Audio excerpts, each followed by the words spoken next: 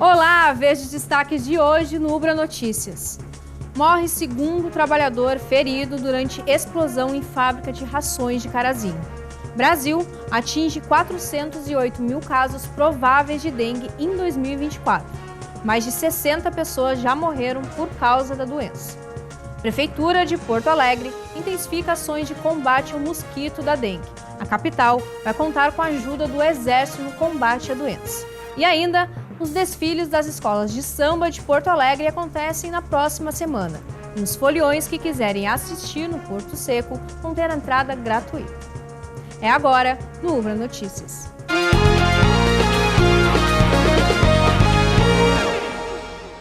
O segundo trabalhador ferido na explosão de uma fábrica de rações de Carazinho morreu. Ele estava internado no Hospital de Clínicas de Passo Fundo. O acidente aconteceu na tarde do dia 5 de fevereiro, no 9º andar do prédio. No total, 6 pessoas ficaram feridas. 3 tiveram ferimentos leves e foram liberadas no mesmo dia. Já as outras foram transferidas para Passo Fundo. Uma ainda segue internado em estado grave. Uma perícia foi realizada para descobrir as causas da explosão. O laudo deve sair nos próximos dias. O Brasil, em 2024, já atingiu 408 mil casos prováveis de dengue. Mais de 60 pessoas morreram em função da doença. Outras 279 mortes estão sendo investigadas. A última atualização do painel de monitoramento de arboviroses do Ministério da Saúde indicou que o Brasil possui mais de 408 mil casos prováveis de dengue somente neste ano. Só no Rio Grande do Sul, são 3.949 registros possíveis da doença. O número de mortes se torna ainda mais assustador. Somente nos 2 primeiros meses de 2024, 62 pessoas morreram.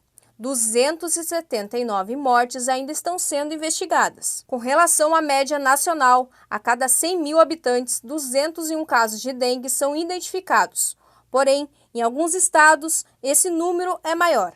No Distrito Federal, mais de 1.700 registros foram feitos a cada 100 mil habitantes. Em número absoluto, Minas Gerais possui mais de 143 mil pessoas registradas com dengue.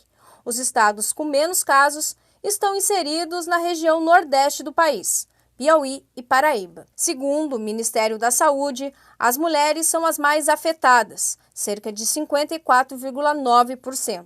Já os homens, a porcentagem está em 45,1%. O Ministério da Saúde está dando total prioridade a essa ação. Ampliamos em R$ 1,5 bilhão o repasse de recursos para estados e municípios. Um centro de operações de emergências foi montado para analisar diariamente a evolução dos casos e mobilizar as ações de todos os órgãos envolvidos nesta ação. Esse aumento da doença no país tem levado os brasileiros a procurarem cada vez mais a testagem. As prefeituras têm oferecido o exame para identificar e tratar os casos. Além disso, medidas de combate também estão sendo promovidas nos locais onde aconteceu o registro do mosquito. Vários exames podem detectar a dengue. 3 deles podem ser feitos diretamente em farmácias. A testagem é recomendada no caso da presença dos sintomas da dengue, como febre alta, dor de cabeça, dor atrás dos olhos, dor no corpo ou nas articulações, náuseas e vômitos, manchas vermelhas no corpo, cansaço e coceira. Os testes que pesquisam a presença do vírus da dengue devem ser feitos do 1º ao 5º dia de doença. São eles PCR viral, que pesquisa o material genético da dengue e é oferecido em laboratórios. Antígenos NS1, que pesquisa a proteína produzida pelo vírus na fase aguda da infecção. Também é oferecido em laboratórios ou em testes rápidos em farmácias.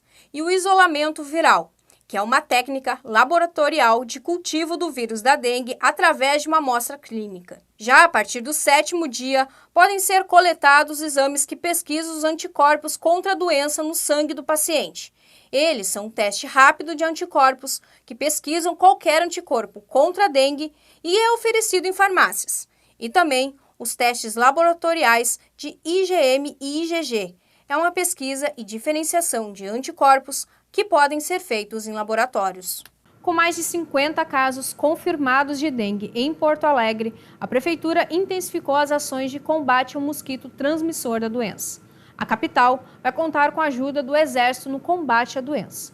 Mais de 40 bairros da capital estão em estado considerado crítico de infestação por dengue. São mais de 50 casos identificados em 2024, número 10 vezes maior em relação ao ano passado. Algumas ações foram adotadas na cidade para frear o avanço da doença. Equipes de combate a endemias percorrem as ruas e casas dos bairros para identificar focos do mosquito transmissor da doença e informar os moradores sobre os cuidados necessários. É importante que as pessoas permitam o acesso dos agentes no pátio para fazer a vistoria. Os profissionais estão identificados com colete azul, crachá e matrícula. A Prefeitura da capital também confirmou a ajuda do Exército. Um efetivo composto por 80 militares divididos em 20 grupos vai se somar aos 80 agentes de combate a endemias. As equipes vão estar nas ruas para detectar possíveis focos. Em todo o estado, são mais de 3.000 casos confirmados de dengue. A maioria dos registros foi de contaminações contraídas dentro do território gaúcho e cerca de 2.000 estão em investigação. Na última sexta-feira, a Secretaria de Saúde confirmou a terceira morte pela doença no Rio Grande do Sul. A vítima é uma mulher de 71 anos, moradora de Santa Rosa, no Noroeste, região com mais casos confirmados da doença no ano. Um novo foco de gripe aviária foi confirmado em Rio Pardo. 2 aves silvestres foram encontradas mortas em um açude. Apesar disso, o status sanitário do estado e do país não foi afetado e o comércio de produtos avícolas também não sofreu impacto. Segundo a Secretaria da Agricultura, Pecuária, Produção Sustentável e Irrigação, não há risco no consumo de carne e ovos. Isso porque a doença não é transmitida através do meio do consumo.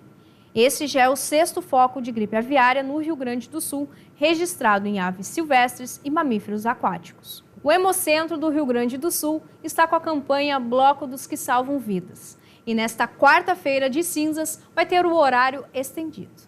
As doações de sangue para o Hemocentro do Rio Grande do Sul vão ficar fechadas nesta segunda e terça-feira, em função do carnaval. Porém, na quarta de cinzas, a instituição vai ter o horário estendido, das 13 horas até as 5h30 da tarde. A iniciativa faz parte da campanha Bloco dos que Salvam Vidas e tem como objetivo ampliar o número de doadores de sangue por causa da necessidade de reposição do estoque depois do feriado prolongado. Ela também visa mobilizar a sociedade a realizar um gesto solidário e voluntário. A ação foi lançada em 2023 para sensibilizar os doadores foliões a se organizarem na semana que antecede o carnaval. Ela já está na 2ª edição e dessa vez convida as pessoas a doarem também depois de toda a festa. Na quinta-feira, o funcionamento do Hemocentro volta ao normal, das 8 da manhã até as 4 da tarde. A instituição é responsável pelo atendimento de 40 hospitais e precisa de todos os tipos sanguíneos. Os agendamentos para doação podem ser feitos pelo WhatsApp 51 98 40 5 42 60 ou então pelo site da Secretaria Estadual da Saúde. O Hemocentro está localizado na Avenida Bento Gonçalves, 3722, em Porto Alegre. Como de praxe, alguns requisitos devem ser cumpridos para realizar a doação de sangue. São eles: estar em boas condições de saúde, apresentar o documento oficial de identidade com foto, ter entre 16 e 69 anos. Os doadores com menos de 18 devem estar acompanhados dos pais ou responsáveis, pesar no mínimo 50 quilos, ter dormido pelo menos 6 horas antes da doação, não ter ingerido bebidas alcoólicas nas 12 horas anteriores à doação e não fumar pelo menos 2 horas antes. Companhias aéreas estão pesando os próprios passageiros com as bagagens de mão. O objetivo é calcular o equilíbrio do avião para garantir um voo mais seguro. Uma empresa da Finlândia já começou a realizar testes em um aeroporto do país. Mais de 800 passageiros voluntários passaram por esse processo no portão de embarque. O intuito é que a companhia aérea possa refinar as estimativas de peso para os voos antes da decolagem. Esse teste, realizado pela empresa, deve seguir no inverno. Os desfiles das escolas de samba de Porto Alegre acontecem na próxima semana. E os foliões que quiserem assistir no Porto Seco vão ter entrada gratuita. As escolas de samba da capital entram na avenida nos dias 23 e 24 de fevereiro. A Prefeitura de Porto Alegre confirmou que em mais um ano o acesso às arquibancadas vai ser de graça.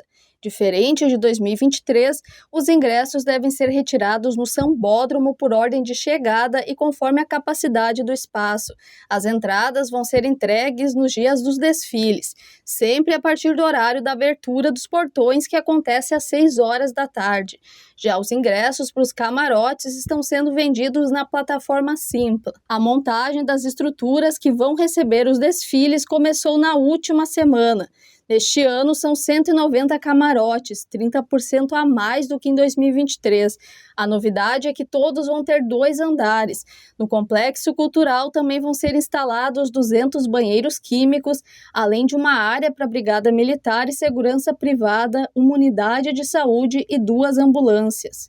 Na primeira noite de desfile, entram na avenida as escolas União da Tinga, Império da Zona Norte, Academia de Samba Praiana, Samba Puro, Copacabana, Bambas da Orgia, Imperatriz Dona Leopoldina e fidalgos e aristocratas e acadêmicos de Gravataí fecham a primeira noite de desfile. No dia 24 de fevereiro, passam pelo Porto Seco a Império do Sol, Protegidos de Princesa Isabel, Filhos de Maria, Unidos da Vila Mapa, Unidos de Vila Isabel, União da Vila do Iapeí, Estado Maior da Restinga, Imperadores do Samba e Realeza. Logo mais às 9 da noite tem o Jornal da Cultura com as informações do Brasil e do mundo.